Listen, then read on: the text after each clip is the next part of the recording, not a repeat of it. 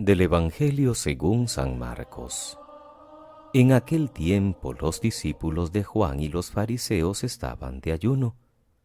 Vinieron unos y le preguntaron a Jesús: «Los discípulos de Juan y los discípulos de los fariseos ayunan, ¿por qué los tuyos no?» Jesús les contestó: «¿Es que pueden ayunar los amigos del novio mientras está con ellos? Mientras tienen al novio con ellos no pueden ayunar. Llegará un día en que se lleven al novio. Aquel día sí que ayunarán. Nadie le echa un remiendo de paño sin remojar a un manto pasado, porque la pieza tira del manto lo nuevo de lo viejo y deja un roto peor. Nadie echa vino nuevo en odres viejos, porque revienta los odres y se pierden el vino y los odres. A vino nuevo, odres nuevos».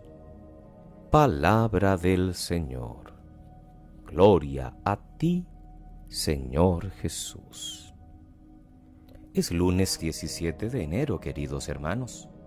Celebra la Iglesia hoy la memoria de San Antonio Abad, un monje cristiano, fundador del movimiento eremítico.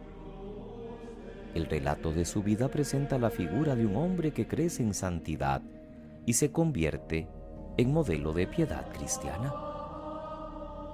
Es entre los santos más populares de todos los tiempos, y muchas poblaciones celebran con festejos especiales la memoria de San Antonio Abad, especialmente en Europa, con la bendición de animales domésticos o de compañía con jornada festiva en el campo. Estamos en la segunda semana del tiempo ordinario. Los textos de la palabra que vamos a comentar son los que corresponden a este lunes de la segunda semana del tiempo ordinario. Seguimos con la figura de Saúl, a quien el sábado dejábamos ungido rey de Israel. La figura de Saúl, perdonen la expresión, es patética. Ni siquiera cuando triunfa militarmente, como en el caso de la lectura de hoy, acierta. Samuel, ya habíamos dicho la semana pasada, no veía con buenos ojos la monarquía, y no tiene más remedio que ungir un rey porque Dios prácticamente le dice que sea obediente. Y por eso ahora Samuel recrimina que Saúl no ha sido obediente a lo que Dios le ha pedido. No sabemos bien, porque el texto no lo refiere, cuál fue aquel motivo de desobediencia de Saúl. Podría ser no haber exterminado a los amalecitas y a tomar sus posesiones. No sabemos si por debilidad o simplemente porque no vio la necesidad de un acto tan cruel. Sin embargo, lo importante se resalta en la lectura. Dios no quiere sacrificios, no quiere holocaustos. Lo que quiere es obediencia, porque obedecer vale más que un sacrificio, ser dócil más que la grasa de carneros. Y la frase con la que termina la lectura es lapidaria. Por haber rechazado al Señor, el Señor te rechaza hoy como rey. Tal vez es una manera que tiene el autor del libro de interpretar la historia, dando una cierta justificación religiosa al fracaso de Saúl. No triunfó porque no actuó según la voluntad de Dios. Saúl no ha fracasado porque Dios le ha abandonado, sino porque primero él abandonó a Dios, lo que debería considerarse como una lección para los reyes siguientes.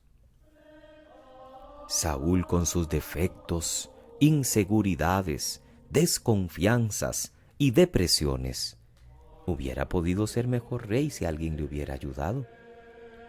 Muchas personas que están a nuestro lado podrían tener un poco más de éxito en la vida si nosotros le tendiéramos la mano.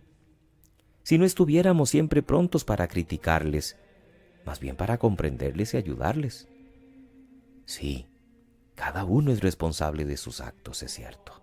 Si Saúl abandonó a Dios y no obedeció, inició un camino que solo le podía llevar al desastre.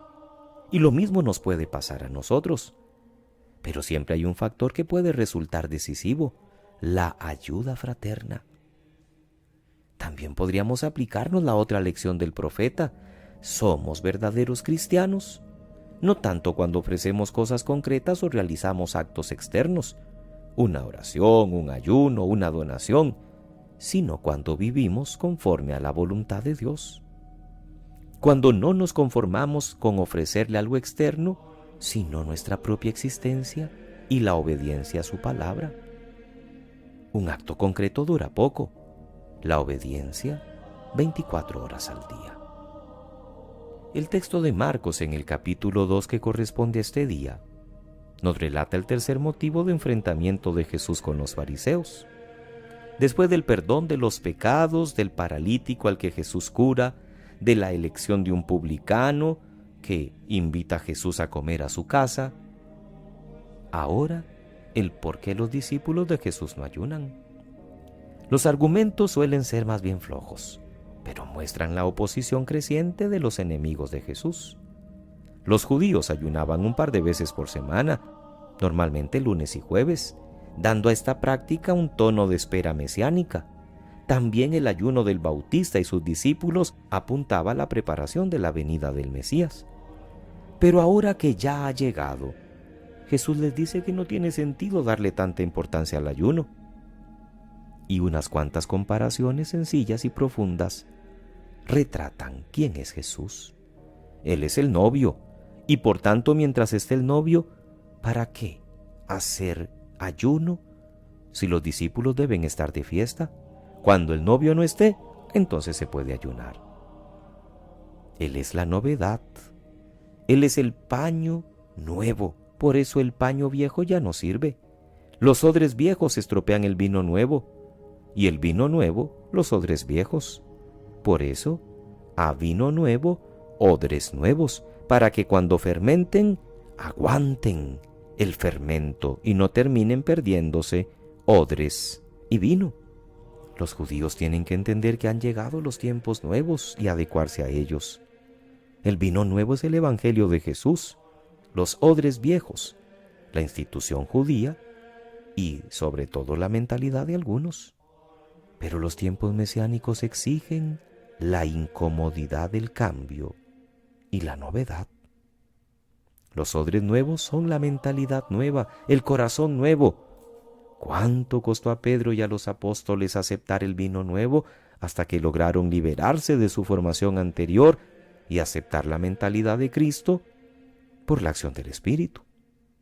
No hagamos un absoluto de las cosas o de las prácticas externas que nos ayudan en la fe. Lo primero es celebrar con Cristo su Pascua. Luego ya vendrá el momento de ayunar.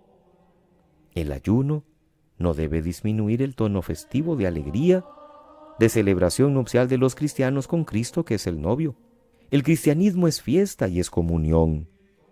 Así como en el Antiguo Testamento se presentaba con frecuencia a Dios como el novio o el esposo de Israel, ahora Cristo en el Nuevo Testamento es quien se compara a sí mismo con el novio que ama a su esposa, que es la Iglesia. Y esto provoca alegría y no tristeza. Que pasen muy feliz lunes, queridos hermanos. Nos encomendamos los presbíteros de la diócesis de Alajuela a sus oraciones, ya que hoy lunes y hasta el viernes entraremos en retiro espiritual. Trataré durante la semana de seguir enviando los evangelios, pero si por las condiciones del lugar donde estamos no se puede, ustedes sabrán disculparme. Que Dios les bendiga.